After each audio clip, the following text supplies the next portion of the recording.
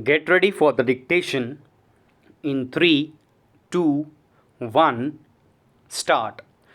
Mr. Speaker, sir, a week ago today I returned to Delhi after visiting many countries and many great cities in the West and meeting many leading personalities. I tried to understand the great movements that were taking place there and the thoughts that were passing in the minds of people. Even more so, I tried to understand what image there was of India in the minds of the people I met in Europe.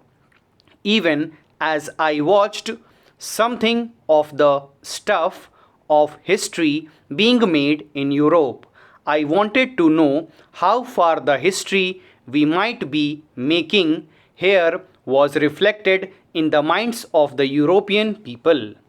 I found they were greatly interested in what was happening in India because they felt it was something very significant, something that would not only change India but affects other countries and continents. From that distance, I thought of our work here, of the great problems that face us, and the responsibility of this parliament in making the history of India.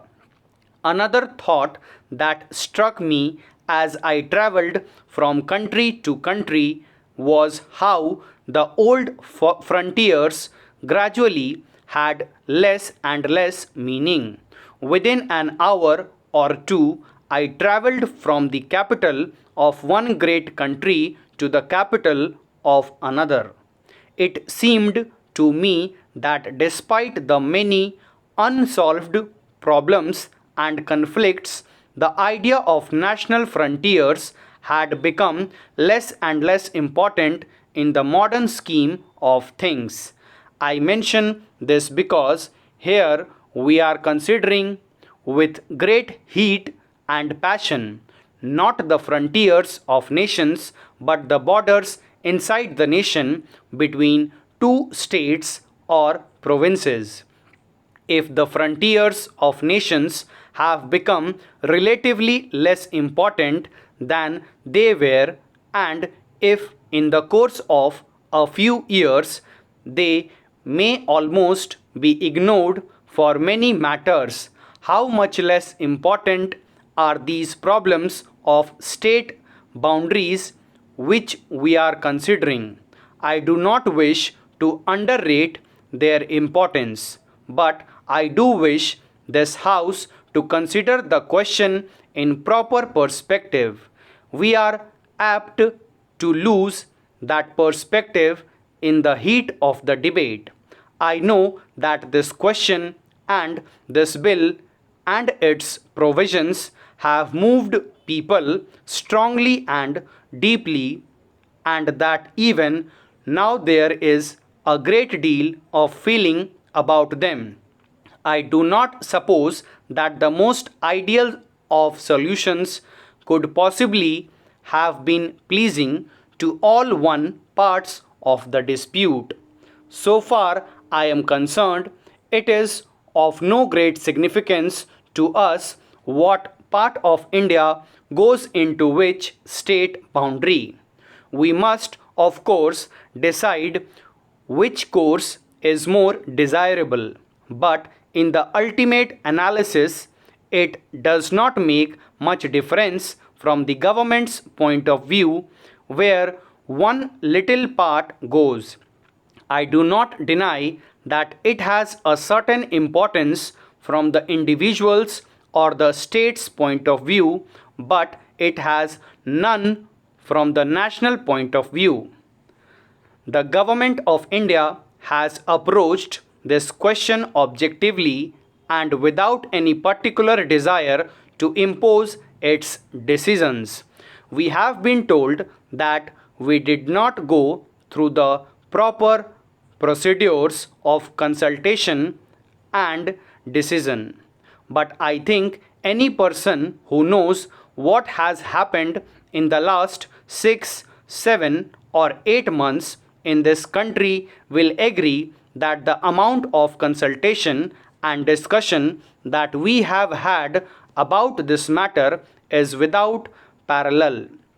In fact, many people say that we overdid this.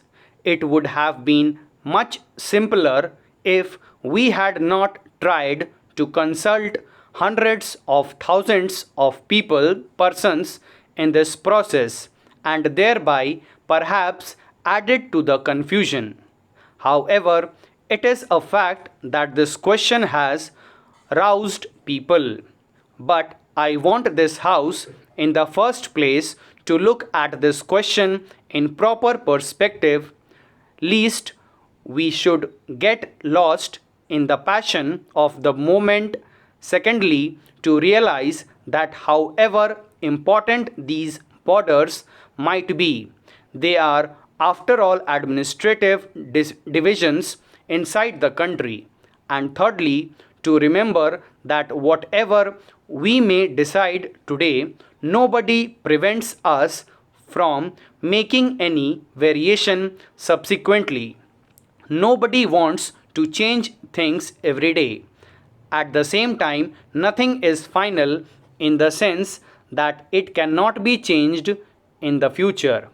Our difficulty has been that we have tried too much, perhaps, to balance respective viewpoints and find a common way and as large a measure of agreement as possible. In doing so, we have often succeeded in displeasing many people. Yet, I would beg of you to remember that in this very complicated business which has affected the whole of India, by far the greater part of India has accepted, broadly speaking, the proposals that have been made. It is true that many important questions remain to be solved. Among them, perhaps the one that has been talked about most is the question of Bombay and Maharashtra. Let us realize that even if some decision which we dislike is made, it does not make a great lot of difference. A mistake made in a restricted sphere can be corrected later, whereas a blunder cannot be corrected. Stop. Thank you.